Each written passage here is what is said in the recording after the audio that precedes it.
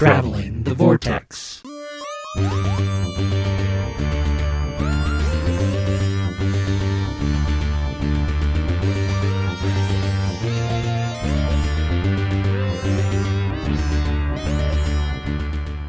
We've joined the Master as he travels the Vortex and arrive at episode 515, where he dons his most terrifying costume and disguise yet. A clown. I'm Keith. I had not considered that, and thanks. Now I have something new to think about. I'm Sean. I'm glad I had completely forgotten that he was dressed as a clown at one point. Trying very hard not to think about it. Get out of my head. How are you guys doing? Doing all right. You guys do anything special this week? Fighting an evil clown. I did not. You didn't do anything special? Not that I can think of. Didn't watch anything either. We watched a little bit of the Olympics. The closing ceremonies were wizard and very sad. I always get a little depressed when they put the flame out. I didn't watch any Olympics this year. You didn't? Nope. But I didn't watch the Olympics last year either. So We watched a little bit here and there. Not too much, though. I confess to being an Olympic junkie. what else did you do, Sean? We had a little gathering for some friends that are moving, which was very bittersweet. And then I had a little bit of writing success today, which I'm so over the moon, jazzed, and excited for, and literally beside myself. Like I'm sitting here grinning at myself. I'm so excited and dying to tell you all about it, and I can't, and it's killing me because it's a secret. Well, I'm excited for you. That's cool. Yeah, I can't wait to find Thanks. Yeah, well, I hope you will be as excited as I am now when you are privy to what I know.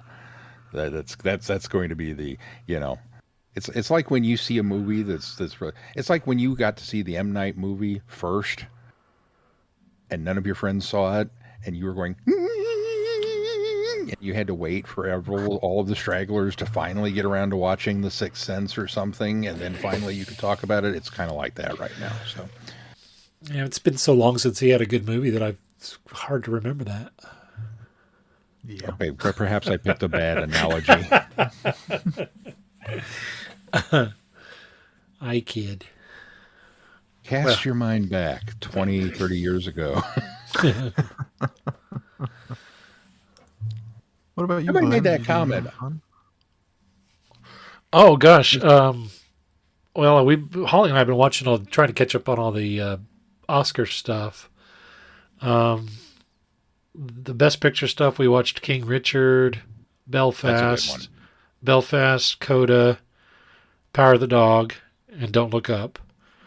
And then that's of the Best Pictures. Now I saw Dune. Holly hasn't seen Dune yet, but I watched Dune way back when it came out on HBO Max the first time.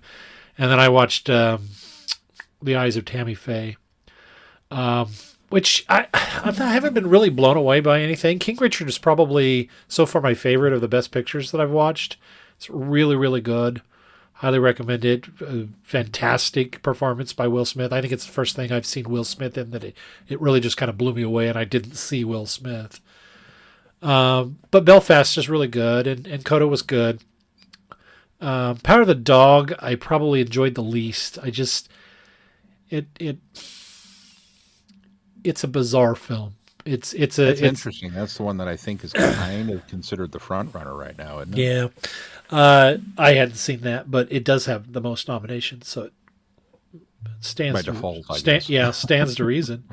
And then I think Don't Look Up has been my second favorite of that batch. So, and The Eyes of Tammy Faye, good performance by what's her name, Jessica Chastain. But overall, I thought the film was, and Andrew Garfield did a good job, but Andrew Garfield felt like he was playing a caricature of Jim Baker, so it just didn't feel very genuine. He did a good job. It didn't feel very genuine, but overall, I didn't find the movie very compelling. So, well, that's everything I've watched, and then I just finished reading All of the Marvels, which is a book by what's his name, Douglas Wolk, in which he read over 27,000 Marvel comics over the course of a couple of years. And it's really fascinating. He doesn't, of course, go through everything, but he also doesn't do everything in order, which I thought was cool, but he also didn't read everything in order. He just kind of read things that took his fancy until he got through everything. 27,000 comics. That was like what, May's releases? No, he went all the way back to 1963. So when from the first Fantastic Four, I guess would have been the modern story. Now, of course, he didn't read any of the licensed stuff, so he didn't do G.I. Joe or Transformers, or I think the only one that he made the exception for was ROM, and then he had a real hard time getting issues of that because you have to actually go get physical back issues of that unless you get illegal scans. But it was really interesting. He had a lot of cool things to say and did a really kind of neat job explaining the different eras and the different things and how he kind of explained the sliding timeline of the Marvel Universe that kind of slides in order to make things work. So that everything is still within the same continuity, and then of course he talked about the multiverse stuff and all the different eras of all the kind of the big heroes. He had covered a lot of Spider-Man and Fantastic Four, Avengers, X-Men. It's good. I would recommend anybody that, even if you're not a huge fan of Marvel Comics, it's still a really interesting book because it's kind of just a history of the Marvel Comics without going into too much in depth. He doesn't do, a lot on Stan Lee or Jack Kirby or Chris Claremont. He doesn't do a lot of in depth on those because, as he says in the book, this is about the works and not necessarily the men behind it. If there are really good documentaries and books about the men behind it, but he does kind of touch on little things here and there that appropriately tie into what he's talking about. But I liked it a lot. It was really good. It's a large book, but it's I bet it's a good read. It's a good read. I think that's it. Yeah. What did you guys think of the end of Book of Boba Fett? Oh, yeah, we can talk about that now. Yeah. Kind of lackluster, actually. Really? Yeah. I kind of felt like I really enjoyed the series. Don't get me wrong, and I really enjoyed everything up until I liked the last episode, but it really kind of felt like it fizzled out.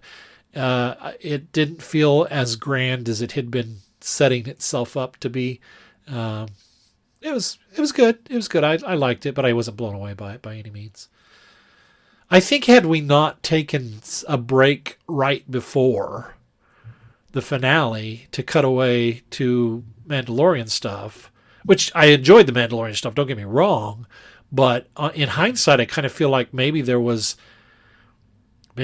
almost unnecessary. I don't know that I liked having Mando there and I liked having Grogu back, but I just felt like after it was all done and said and done, I kind of felt like they were almost stealing the spotlight from what the show should have been. So because they definitely did that. Because everything was really, great up until then, and then those two parts were good, but I think that they kind of almost needed to be in their own story. But what did you guys think about it? Keith? I enjoyed it.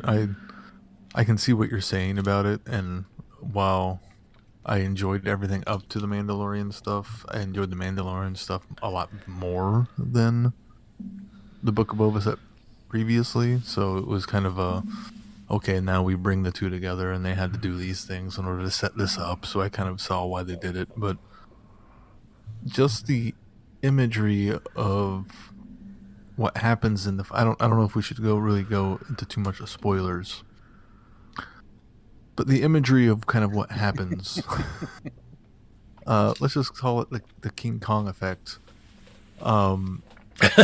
Feels like it's straight out of fan fiction. But it was so awesome, and I had so much fun watching it, I didn't care. Yeah. And then as far as the character of that they brought in from Clone Wars and Rebels, I'm kind of surprised it went the direction it did there. Yeah, that was another thing that I was kind of let down by because I didn't feel like he was in it enough. I think they should have. It felt like they brought the character in and then they didn't do enough. They could have done more with it, but I'm hoping they'll do some more with him. Well, since yeah. there's other stuff set previously that they could Well, incorporate him I don't think his story is over at this point either. There's You some. think he survives? Yeah, I think he survives. I think. Everybody in this show survives. I think, come on. who's- Boba came back. Who's the other guy that they got Fett's armor back from? I never can remember his name. Cobb. Yeah, Cobb Vanth. I don't think he's dead either. Well, you guys saw there was a post-credit scene, right? Yes. So we Well, know he's apparently not missed dead. it. Glenn must have missed I it. must have missed it. Yeah, I didn't. I think I shut it off afterwards. And even after that scene at this second to last episode, it was clear it was a shoulder shot. There was no way. Yeah, well, that's why I said I didn't think he was alive because he got hit in the shoulder. Yeah. Oh no, I did see it. Oh yeah, he's in the back of the tank. Yeah. Yeah. I did see it. I'm sorry. I had to go back. Now that you say that, I had to go back because I think I saw that there was a post-credit scene, and so I went and had to go look at it. Yeah, I forgot about that. Sean, what did you think? I 100% agree. There were certainly things done with this show that, were I in charge, I wouldn't have done it this way. And I can understand why there's a section of fandom that's kind of upset by, the stuff. And I've certainly had some fun online with a select group of fans that are friends of mine, legitimately, that I've been poking the bear with a stick, because they are just, railing to the heavens, screaming about how, oh, what did they do to Boba Fett? He's not cool. He's not this. He's not that. And, I've been having a lot of fun. Never cool. Yeah, exactly. Boba's a chump. Boba's always He been was a chump. cool in the extended universe. When He had a cool suit, and you bought into it. He was a man of mystery, and that's what made him cool. My and the opinion, more you learn about him, in my the opinion, less cool he gets. Yeah, in my opinion, they made him cooler. I would agree with Glenn. I also think that one of the big differences with this show is that if you were a fan of Boba Fett from the original trilogy, you're probably not a fan of this iteration, because this very much is a Boba Fett that is kind of organically grown out of the prequels. This is Jango Fett's clone, Boba Fett, if that makes sense. Yeah, absolutely. There's a lot of love for the prequels in this show, and there's a lot of callbacks to them. And if anything, there's a lot of, let's try and make the prequels, cooler, between some of the things that were brought back and some of the callbacks. And for a lot of that stuff for me worked, but you guys know I'm a prequel apologist, so that was all pretty good. I agree. I think the 2 Mando episodes, while it was cool to see him in action again, it was a little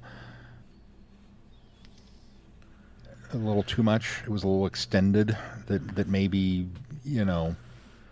that could have been pared down or maybe sprinkled throughout the Boba episodes to balance them a little bit better. I don't know. And then when we got to the finale, I was kind of waiting to see, because of course I'd had another week to go before I got to watch it. So fortunately I didn't get spoiled on too much. But I'd heard the kind of negative, this, that, and the other thing, blah, blah, blah. I gotta say, my little fan heart was happy. Stuff happened that I expected, like them getting turned on by all of the crime families. It's like, well, duh. I mean, and so getting cornered and split up and all of that kind of stuff was like, yeah, all right. But then there were other things that happened that Keith has alluded to that it was like, oh.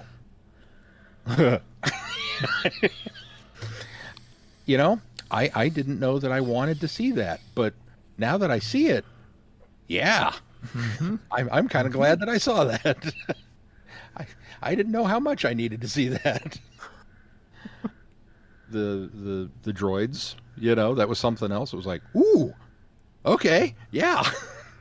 So it had a lot of things going for it that just made me kind of grin from ear to ear, and I was quite okay with. And I'd called it early with the starship. A friend of mine was asking, do you think Grogu's going to return or not? And I was like, well, of course he is. They've got that perfect little domed bubble on the back of the starship for him. That's the new toy, the little Grogu in the bubble.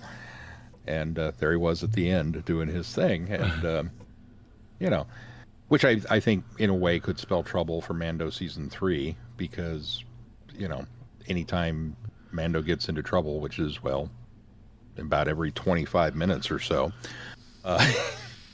Grogu's there potentially to get him out of it. So we'll have to see how that goes. Yeah. But no, like I said, overall I liked it. It wasn't, it wasn't the end-all be-all Star Wars show that I was looking for. That is Kenobi. So we'll have to tread carefully when that one comes around. But if they do a season 2 of it, I'll certainly tune in and see what happens.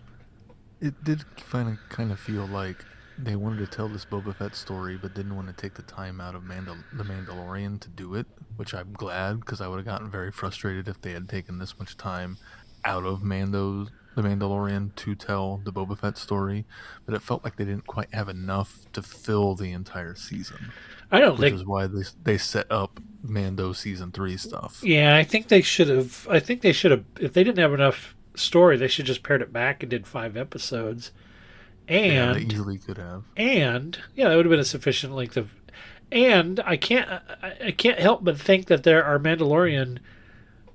casual Mandalorian fans that watched that, really enjoyed it, and then they saw Book of Boba Fett and they're like, I think I'll skip that. I don't need to watch that. And they're going to come back and see. Now they'll have a recap, obviously, at the beginning, but they're going to come back at season 3, and all of this stuff will have happened in the, or at least the reconnection and everything. All the neat stuff that should be happening in a Mando series happened outside of the series. So yeah, I was telling my mom, because I don't think she was really planning on watching it, that she kind of has to if she wants to watch the next season of Mandalorian. Mm-hmm. Well, they'll do a nice recap too at the beginning. So I'm sure they will, but at the very least, those 2 episodes. Right. Maybe 3. Maybe she needs to watch the last 3. Like, Boba Fett does some stuff, and then you need to start here. It's worth watching all of it. I think so. But again, Star Wars is one of those things that, for the most part, I'm fairly easy to please. Yeah. Just don't screw it up with things like, and somehow Palpatine returned. As long as you don't do that, I'm kind of okay with it. So, and even still, while I'm watching it, I enjoy it. It's just after the fact, when I start to think about it more, my critical brain turns on. But when it's on the screen, I'm just along for the ride and happy. I don't really care at that point, unless it's Resistance. Did you guys happen to catch? Patrick brought this up, and I totally glossed over this and didn't catch it. So the Rancor that Danny Trejo delivers, there's a dropped line somewhere in that episode, and Patrick picked up on it. That's the Rancor that the Bad Batch rescued.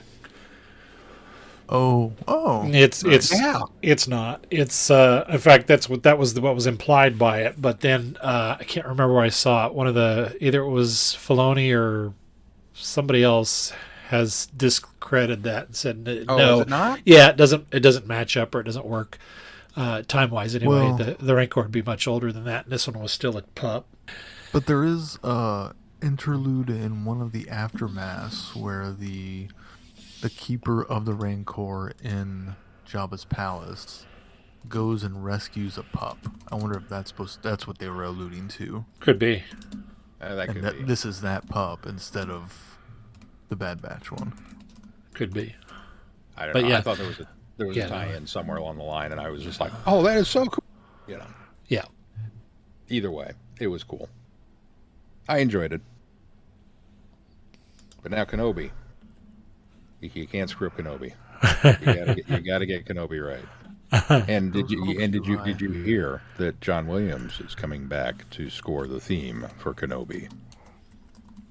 Wouldn't surprise me. He's a liar. He is coming back to score the theme for Kenobi. No, I know. But he's a liar. He is coming back, but he's a liar because twice now he said, "No, I'm done." Now we're coming back again.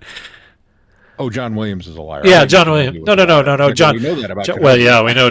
No, John Williams is a liar. He keeps saying he's done, and then okay, I'll come back and do another one. Oh, he's 90. Give him a break.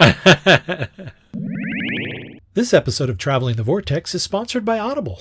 Audible is the leading provider of audiobooks with thousands of titles to choose from, and the catalog includes many of your favorite Doctor Who titles, from novels to novelizations, and audio plays to audiobook originals. From new stories to old, you're bound to find something you'll like. And Audible has other science fiction and fantasy titles as well.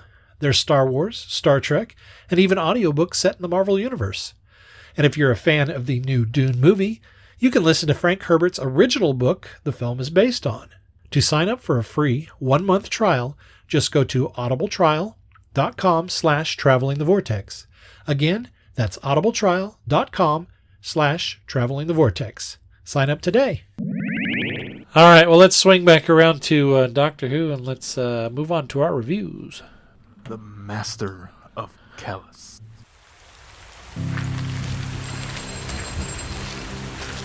I have a call. I'm sorry? I have a call. Coming soon from Big Finish Productions. The War Master. The Master of Callous. Everyone loves fairy tales. Tales of simple, noble folk whose goodness just shines through, no matter what. Citizens of Callous, good morning. This is your governor speaking. It looks as though it's going to be a beautiful day. This fairy story has them all. Armies, moats, treasure, wicked, wicked women, and, of course, plenty of good, simple folk. Shut up! Shut up! There must be someone out there! Mr. Orman! Cassie! Please, somebody! But most of all, there's a terrible voice at the bottom of a very deep well. A voice with a cryptic message. Something is down there? Not a monster, not a ghost, but something. I'll let you in on a secret. I'll tell you what it's saying. It's saying that even in fairy stories, the good people don't always win. Big Finish. We love stories. Wait! Who are you? He is the master, and we will obey him. Bum, bum, bum. I'm about half there. I'll explain in a little bit. Go ahead, Sean. Oh, sorry. Go ahead, Keith. No, I was going to say, I'm about halfway there too. Sean, go ahead. For a little interlude kind of story that didn't feel connected to anything at large, it was just, the struggles of this mining colony. I was kind of invested. I was intrigued, certainly by the open, and the epic mythical fairy tale gone bad tale that we were promised. And I certainly felt for, I don't remember the father's name, started, certainly felt for him because, man, you want to talk about a good run of bad luck. And I wanted to throttle the governor every single time she called. Man, there is some evil characters, and then there are evil characters. And this woman was just a piece of work. Just head to the bone. And greedy and conniving and so overly sweet about the whole thing and polite, which is kind of what made it all worse, just snap and stop being so so nice about it, because that's so much worse. But and then there's this random ood with a phone, and it's ringing, and I kept thinking to myself, this feels familiar. I don't know why this feels familiar, and I don't know if I was pulling from Empty Child with the ringing TARDIS phone, or what, but I don't know. There's something about an ood standing in the rain that it felt vaguely familiar to me, but I can't quite place it. But that's the state of my brain nowadays. But no, I just, as things slipped away from him, and his wife left, and then Cassie was gone and off to university, and you realized how much time was passing, that he was missing it all, kind of waiting for the next big thing. That one of these days this is going to work. One of these days I'm going to catch a break. And you realize, dude, it's been years and you haven't hit it yet. And then the governor calls, and more penalties. Don't worry about it. I'll just add them to your bill. And, it's just like, oh, yeah. And now he's out here refurbishing a yacht that he found. And you're kind of hoping, oh, maybe there's an escape plan. Maybe there's this. And maybe and I got my hopes up for just a minute, and then the words of the open came floating back to me. There's not a happy ending at the end of this story. It's like, oh yeah. And then we got to the end, and it was just kind of like, wow, bummer ending, Ned. But for all of that, there were some good performances, and I kind of felt like, yeah, okay, it was a little bit of all right. And I'm intrigued to know more about I think it was a good setup for where the rest of the box set was maybe headed. And I kind of had to keep reminding myself, in a way it was frustrating, because I kept waiting for the Doctor to show up, and I had to kind of keep mentally beating myself going, no, it's the Master of Callous. It's a Master story, not a Doctor story. And then I kept wanting, well, where's the Time War during all this? And I had to keep beating myself mentally going, no, dude, it's part of the prologue. These are just very loosely interconnected events. If anything, you'll get a mention of something. Oh, yeah, okay. So, but for all of that, I thought it was a fairly decent setup to the box. The setup is definitely interesting in the fact that, the Master is not there at all except for the prologue, and you have this creepy ood lurking about. But it really just feels like, this is a 3-chapter story, and this is chapter 1. I agree. Yeah.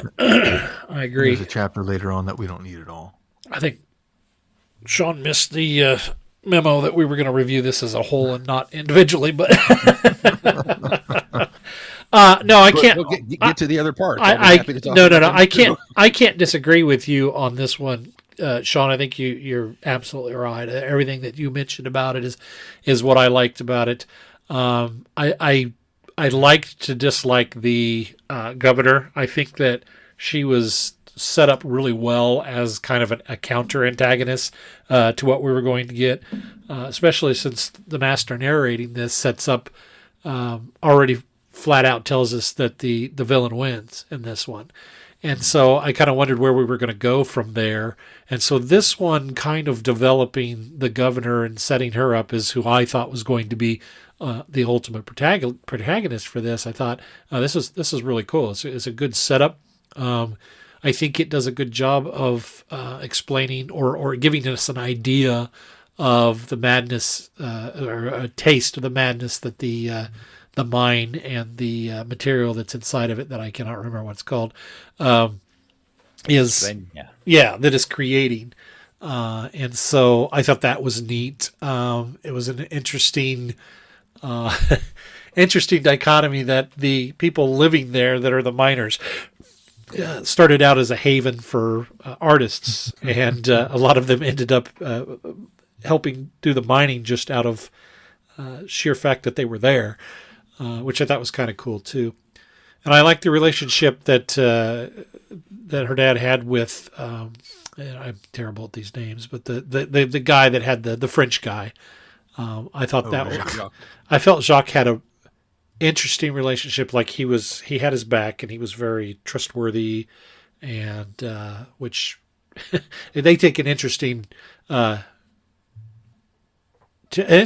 with that character in the next story. So that was, but I really enjoyed the characters, and I thought it painted a real good picture and set everything up very nicely.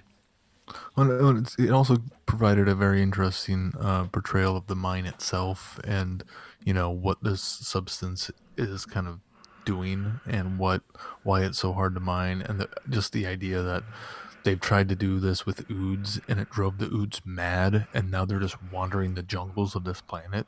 Yeah, that's just kind of creepy, even though they're oods. A mad ood is not something you want to come across, and the fact that they're like having to kill them whenever they come into town because you can't control them is really good establishing stuff for the story. And then the fact that people eat oods, that's just gross. Yeah, they were really careful to tread somewhat lightly on that they only alluded to it. We never actually got anybody in the actual story eating an ood, but it was very clear from the context of a lot of the conversations that they do. And in the last story, they do actually talk about the guy is complaining because there's so many ood showing up, and he's like, "Oh, we're gonna have ood for dinner again." Yeah. And the one guy says, "I thought you liked ood meat," and he says, "Yeah, but we've had it so much lately." Oh my God. All right, so correct me if I'm wrong. Has that been a thing before? I don't think so. Because they kind of went there, and then they pulled back from it, and then they went there again, and then they kind of pulled back from it. They kept, like, the whole thing was almost like adventures and almost cannibalism, because they kind of kept bringing it up as well, maybe we're going to go there. And I'll touch more on that a little bit later when we get to some of the other stories. But I was really concerned in the third one. Yeah. Yeah. Yeah. You and me both. Yeah.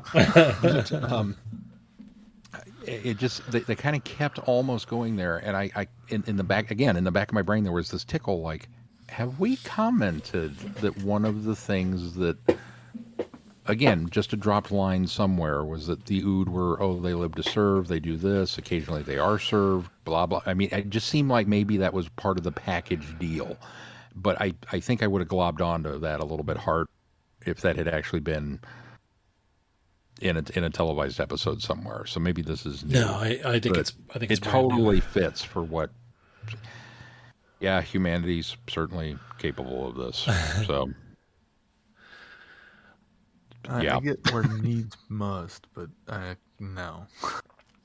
I like the second story a lot as well. I thought the girl showing up after the dad had offed himself, and then coming to kind of pick up the operations where they were, and it's revealed that she actually changed her field of study in school, and that they were very much, her and her wife were very much ready to tackle this and come here and take over the mine. And what's great is they do the time jump. Like, they come back at the end of the first episode, and then there's a time jump once the actual second episode starts, and the mine's prosperous. Yeah. So we get to see all these people doing well and are happy before things go downhill again. Well, that time jump, though, that happens midway through this story, because at the beginning they're struggling because she gets there and they import more ood. The ones that aren't mad, they import more ood, and they have that whole conversation about the ethics of that and slavery and whatnot. The wife is, I think she was sort of against it, and the main girl Cassie kept saying, well, it's it's necessary, and so there was kind of that shaky ground as the morality. That's true. It's not until the Master in Disguise fixes the dampeners. Right. He shows up and fixes the dampeners, and that's where the time jump ends up, because then suddenly it's a prosperous mine. And so, there's the time jump in the middle of that one. And then they decide they have to get all the stuff off-world because the governor is taxing her basically to death, and she's afraid that it's just going to be ongoing. And so she wants to keep more of that money for themselves. So that's when they decide to concoct the plan to sneak the stuff off planet. Of course, they have some help from the Master. Yeah, and they also hit a vine of 100% pure. Yes, and it was the first time that they had hit that much. So, and they suspected that if that had gotten out, that the governor probably would step up her actions in trying to collect money or the minerals itself. Which, again, talk about this glimmer of hope. Cassie shows up with, full of piss and vinegar and, I changed my major. I'm a mining expert. I'm doing a geological survey. We're going to make this work. And you're like, oh, yeah, this is going to be great. Vengeance on the governor. Ha-ha. And then to watch all of that slip away back into the quagmire that the first story was. Yeah. It was just oh, man, pull the rug out from under me. Yeah. Because I was looking forward for the governor getting hers. I'm so ready for that to happen. Also, you really start to root for Cassie and Martine, and then things just start spiraling out of control again. Well, and going back to that whole time jump idea, when they introduced the Master coming in, the difference between her and her dad is that her dad never answers the phone, and she does, and that's what sets up those events, because that's when the Master comes in disguise and has fixed things for her, and so it's that deal with the devil kind of thing. Indirectly or unaware anyway. Mm-hmm. Yeah, the second one I actually liked much better than the first one. Yeah. I think it's probably the strongest of the stories. Agreed. But it's also it treads this kind of dangerous ground of being the middle part of the story arc and giving you hope before the inevitable, oh yeah, there's no happy ending here. Right.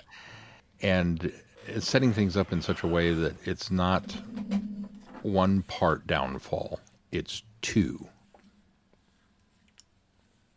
Because both episodes 3 and 4 are really kind of horrifically bad endings. Yeah. Hello, fellow time travelers, and welcome to the Doctor Who Target Book Club podcast, the only podcast to discuss, in story order, all the Doctor Who novelizations. My name is Tony Whitt, and every 2 weeks or so, I'm joined by a 2 to 3 person discussion panel, including our so-called expert who's been a Who fan since 1979. That would be me. We also get the views of intermediate, casual, and novice fans who either have never seen the show or who have never read these books until these podcasts, including Dalton Hughes and Alison Fitz-Seyfried. You can find us on iTunes, Stitcher, Spotify, or wherever you find good podcasts, or even ones like ours. You're listening to Traveling the Vortex, a Direction Point podcast.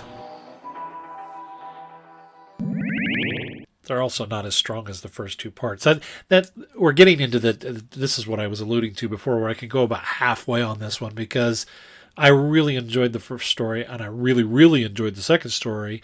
And then the third story just was so drawn out and meandering. And at some point I didn't care anymore. And I kept thinking, where is this going? And is this really, they're trying to paint this mystery of, is this really all in her head? Is she really seeing these things? What can be trusted as real and what can't? And I'm even suckered into thinking that he did leave an ood with her, and only to find out that wasn't the case at the end. And then the payoff of it is, as you said, ending so tragically. It's like, well, okay, so that sucks because now she's dead and we went all through all this for nothing. And so I kept thinking, wow, James Goss, you were doing so good. What happened with this? Did you feel like you had to drag things out? And then I found out later that Guy Adams takes over and writes the second 2. And so it was almost like they wrote it in collaboration. Yeah, I'm sure they did, but it just felt like Goss set everything up for him, and then Guy Adams just didn't know where to take it. To get it, because I think the end of Sins of the Father, which I think must have been the Goss influence, I think he gave it to Adams and said, here's where we want to get to. So fill the blanks in. And I just don't think Adams did a good job filling in the blanks. In fact, like I say, in this particular story, he just kind of meandered. And at one point, I was bored and losing attention, and I didn't really care. Although I thought the gal that was performing the wife, I can't remember her name, Martine. I thought she did a good job. She was certainly impressive in her portrayal, but I just at some point I just didn't care anymore.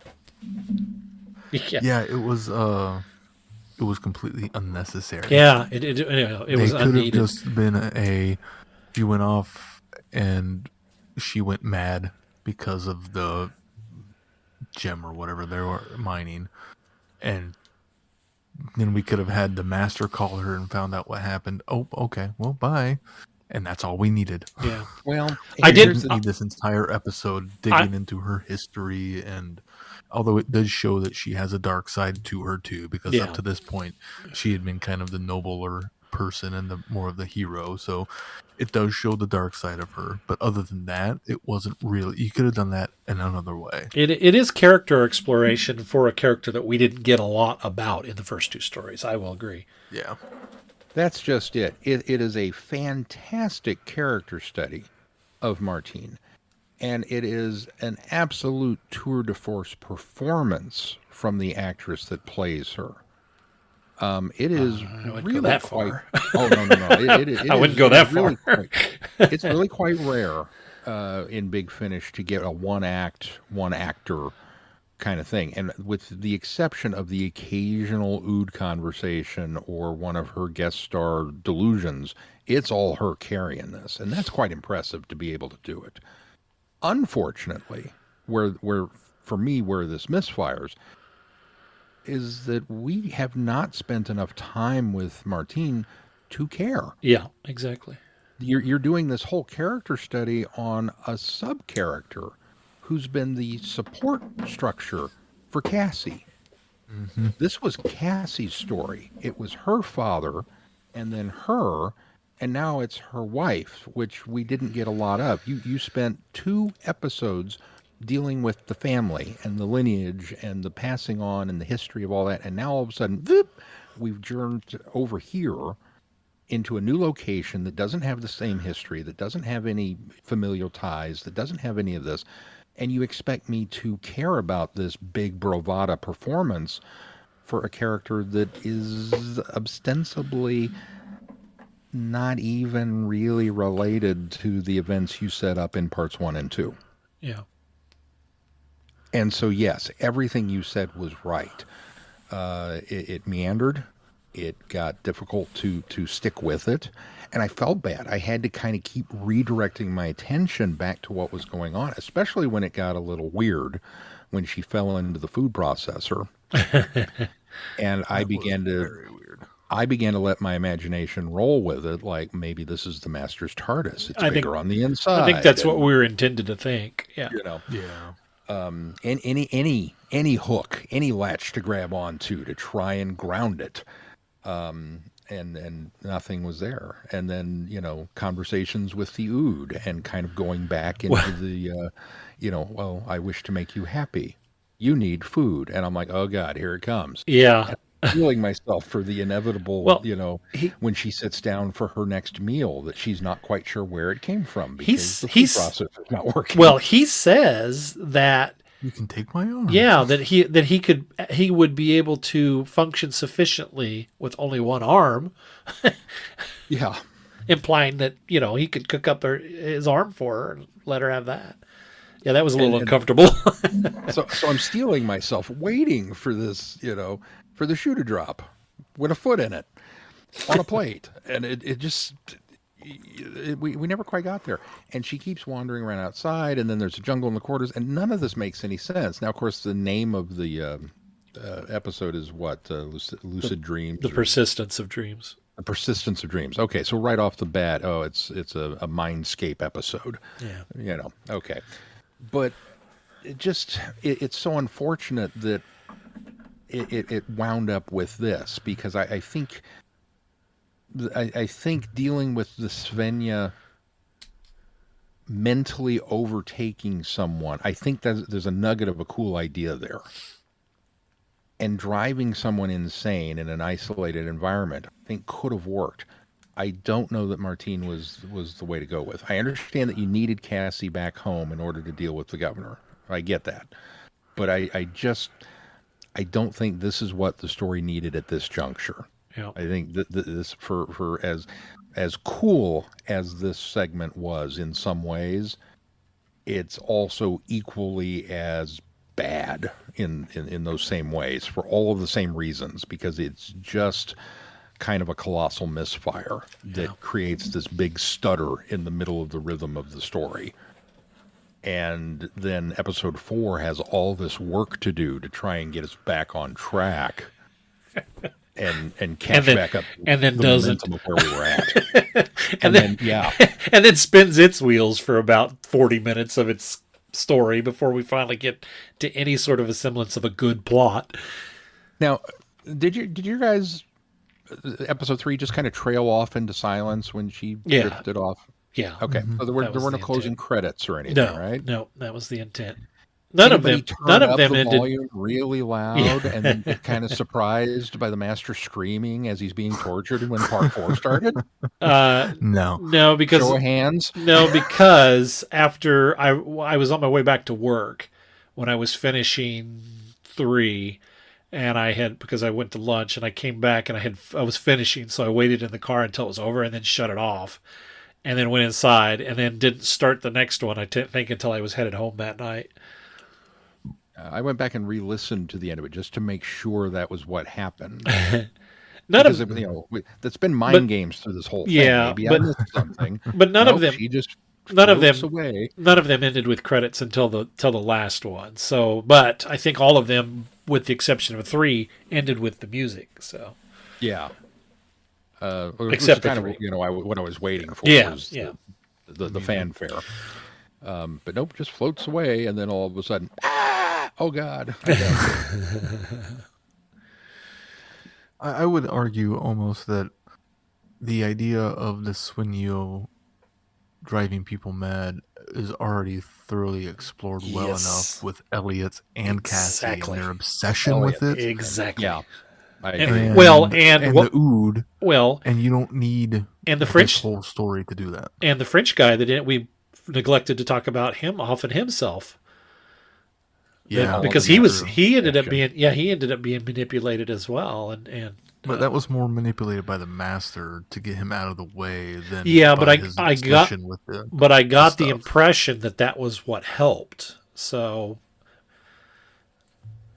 but it seemed like he was standing in Cassie's way from keeping her from making the further progress. And so it seemed like to me the master pushed him. No, you're absolutely right. Okay. But I think that there I think it's implied that was I think that's part of what we're maybe I'm getting what they were trying to imply, but is revealed to be more of the master scheming, I suppose, is what where I'm talking. I guess I interpreted it as what you're saying, but the reason more why he offed himself was because of what the master reminded him of. Agreed. More of the obsession. Agreed. But his character changes so much that I couldn't attribute all of that 180 degree turn to just the master's influence. Yeah, I could see that. Yeah.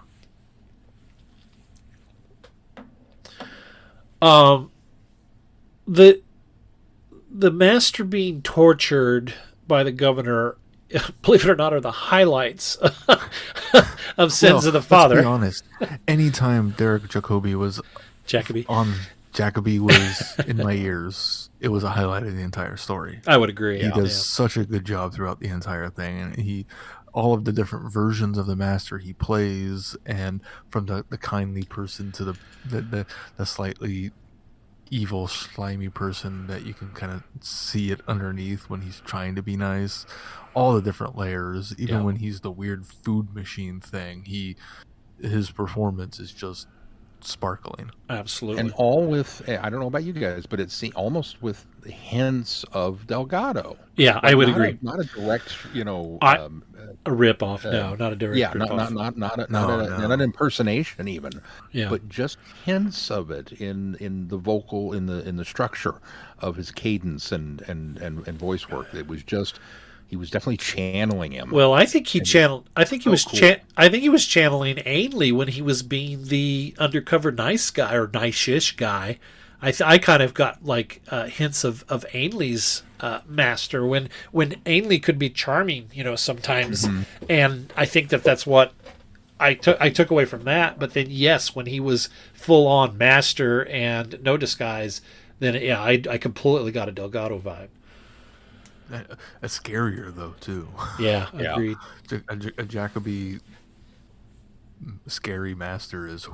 I would not want to come across him. Unfortunately, everything else going on in the planet, Cassie's story, while I felt for her and I had hoped that she was going to rile the miners up earlier to defend themselves, which I think should have happened. I think that would have made the story go a lot better, but there was just, it became a desperation move, but we spent so much time with the Cassie's anguish and regret and just that all dragged on and just pulled everything down again. And then I thought, well, I really felt like we were doing a good job of developing Cassie's character, her kindness at the beginning, her passion towards the middle, her obsession towards the nearer point of the future of the end. And then to go into this whole just weird, deprived desperation, it just didn't set well with me because the character wasn't that and shouldn't have been going down that road from that point. But maybe that's just me. Yeah, the implied loss of Martine, because she still didn't even know at that point. Right, but the implied loss of her really kind of pulled the teeth of the character in a way. So maybe from that standpoint, for what they wanted for part 4, they needed part 3, but it definitely impacted her. And what's strange is that in both of those instances, we don't know how much time passes.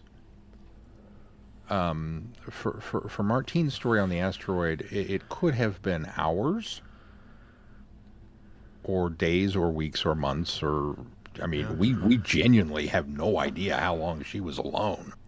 Yeah, but I kind of get the impression at most a week. It infers that it's at least happening in the same time that this story is happening.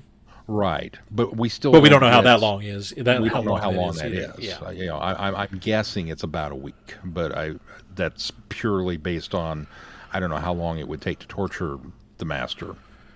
That he would allow himself to be tortured. Well, I think he could allow himself to go even longer the way his endurance was. Yeah, that's true. So at what point does he get bored of it? I'm done with you. It's very rare that we find the master. The master always seems to find his plan B, and it always ends up failing. But we never see the master defaulting to plan B after plan A gets derailed, which I thought was interesting because it's almost more calculated, because the master, anytime he ends up reverting to plan B, it always seems to be he didn't quite have a plan B, but now he's coming up with plan B on the fly. This time, having plan B already set up and calculated was a neat change for the character of the master that we don't think we've gotten before. And also fun that it still totally kept with his MO. Yeah. That here the master is teaming up with another alien species, in this case the Ood, to do the dirty work for him. Yeah. In this case, the miners are going to do all the mining and taking care of the mineral, and then the Ood are going to wipe out them, and then he's going to abscond with everything, and ta-da! Neat little bow wrapped up on top of everything. It just happens to be this one works for a change. Right. Well, the doctor's not there to thwart it. Right. Yeah. I think that's probably the more important thing is had the doctor been there, then he wouldn't have gotten away with any of it. Although he was, we find out later, was being backed by the Time Lords to obtain the material for themselves for their war TARDISes in the war. So. Yeah. Which was a nice way to tie it into the Time War.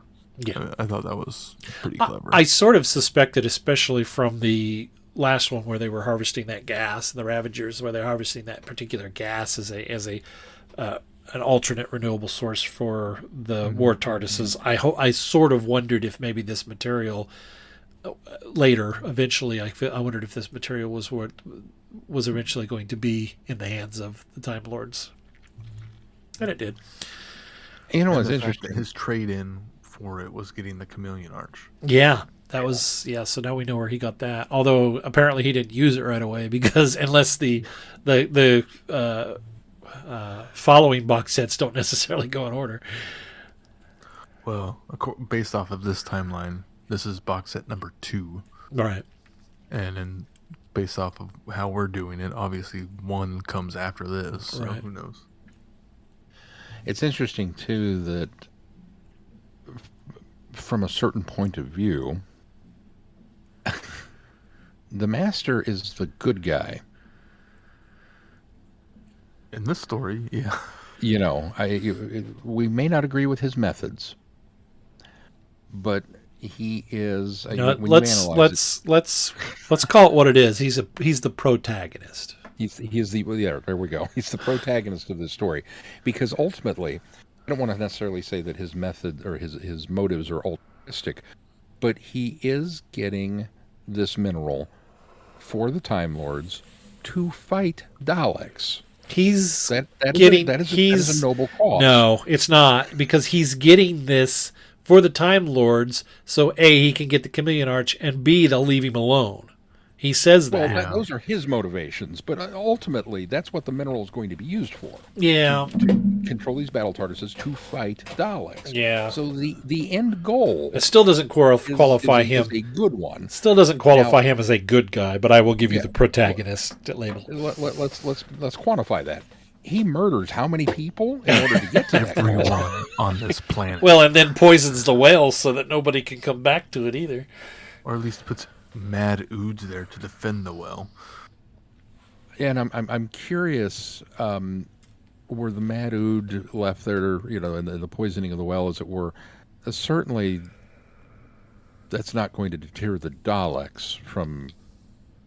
Well, he even says, well, I had to leave something there to make sure the Daleks don't go get it.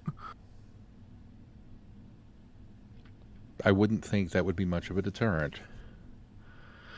I also think, though, that the Daleks aren't aware of it, and only the Time Lords are. And so by basically leaving the planet as is, it doesn't necessarily become a deterrent, but nobody else will go there or know that there's the material there. So there's no later somebody down the line tipping the Daleks off, you know. So yeah, I think that's probably part of it. The Daleks won't know that it's there because he's basically laid waste to the land, so that, you know, nobody cares now. So there's nobody to tell, hey, there's this mineral on this planet. Salted Earth. Yeah.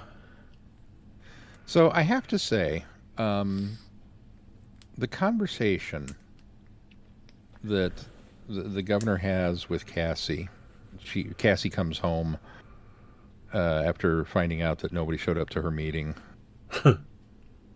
And she comes home and the governor's waiting for her for one more oh so polite tongue lashing. I am mentally screaming, kill her. I mean,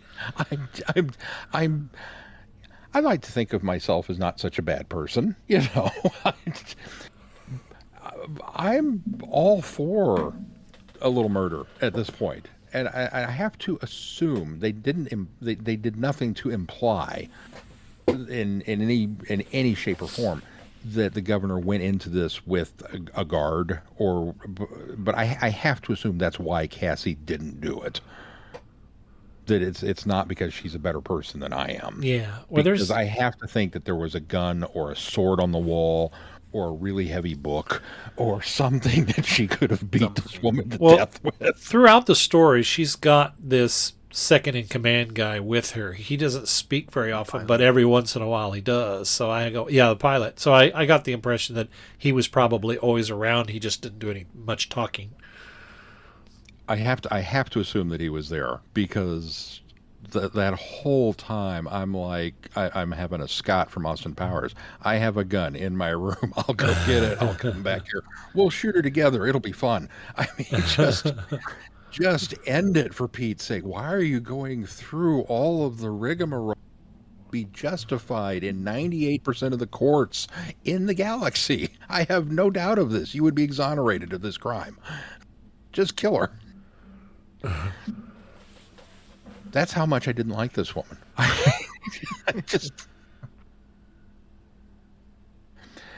And then the master got her, and I felt, honestly, I felt a little cheated. But we don't really get to find out what he did to her. Yeah, I was ashamed at how bloodthirsty I had become over this character's death. That even the public broadcast of it through the PA system, her screams, I really needed to know if it was a slow tissue decompressor or if he was taking his time. I got the impression he turned the utensils that she was using on him onto her. Because he told her she was amateurish and didn't really know how to use them. I needed less Ood cookbook recipes and more of more of that, I guess, because wow, she got under my skin. I will give this story bonus points for that. Yeah. Did you guys listen to the bonus features? Did your guys? I did not. No. So apparently they came up with the idea of this story when I think it was Guy Adams was rereading Nostromo, which was not a book I was familiar with. But apparently it's pretty much all about the human condition and how, greed and jealousy can turn anyone horrible. And like silver mining in the 1900s of, the obsessions that people became with all of this. Yeah. That certainly fits. So it's a Doctor Who version of that, which that book sounds like such a downer. Note to self, crossing off the read list. Supposedly it's really good. F. Scott Fitzgerald says he wished he would have written that over Great Gatsby, from what I saw. So. Oh, wow. All right. That's not exactly an endorsement, because The Great Gatsby is not... That's a downer, too. Yeah, it's not exactly a happy story either. So, for me, all in all, I really like the first two parts of it, but I think it falls apart and it loses the thread in the last two stories. Overall, I think that the third part is entirely unnecessary, even if the performance is good. Or what did you call it, Sean? A tour de force. Tour de force. I think it was unnecessary and probably could have been cut and maybe used sparingly throughout another story, intertwined in some way with another story. I do think that coming back around to the call with, what's her name again?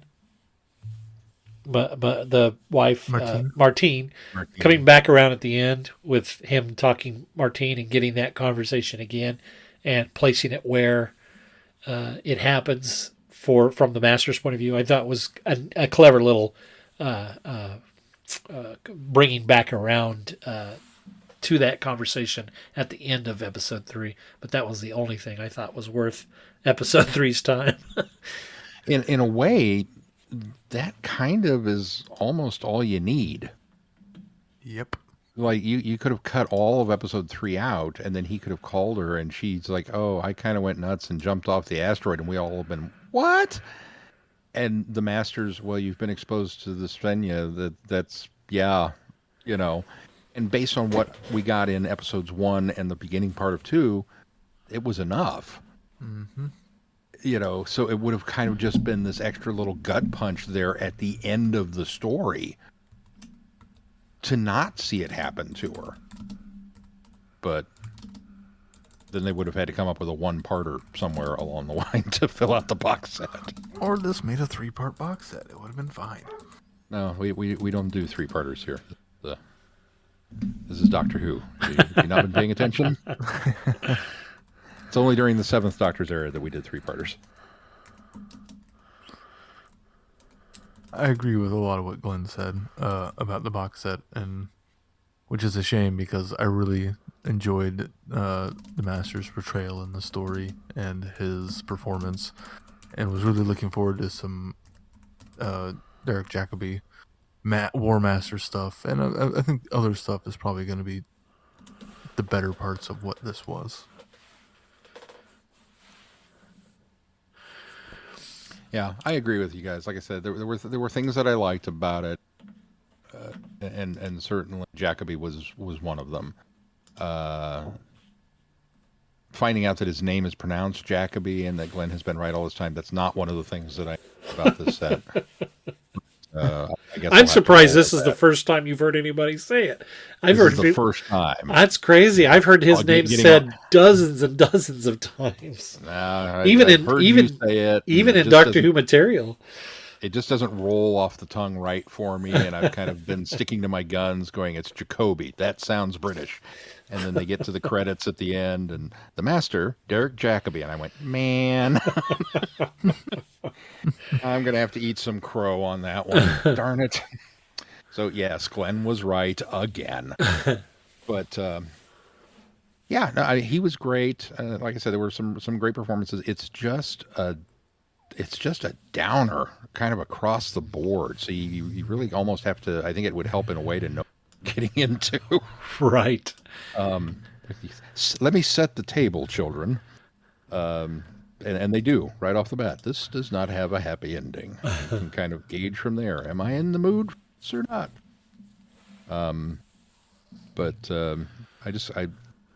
My eternal optimism kept hoping. Maybe that yacht's going to come back into play and we'll get a happy ending. No.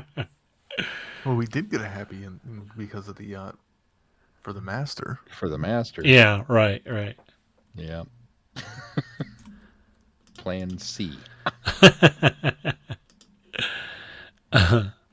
So, yeah.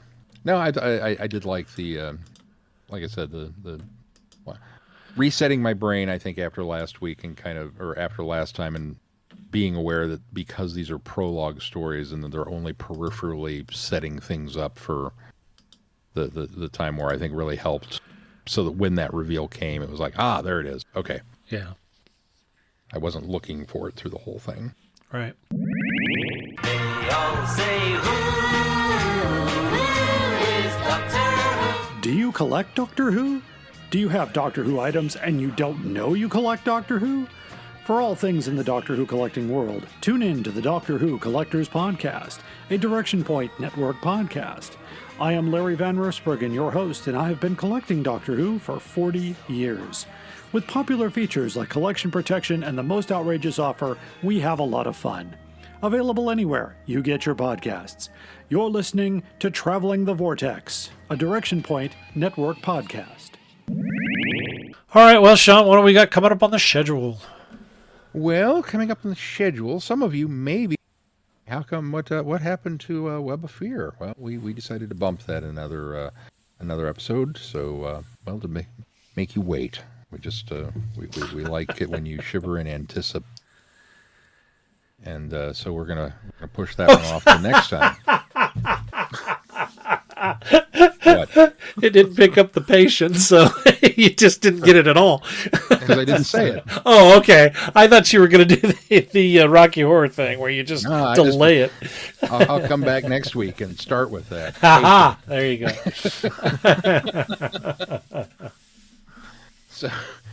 So next time on the program, we will cover the Web of Fear, the animated episode 3 with the introduction of Frigg, along with Gallifrey.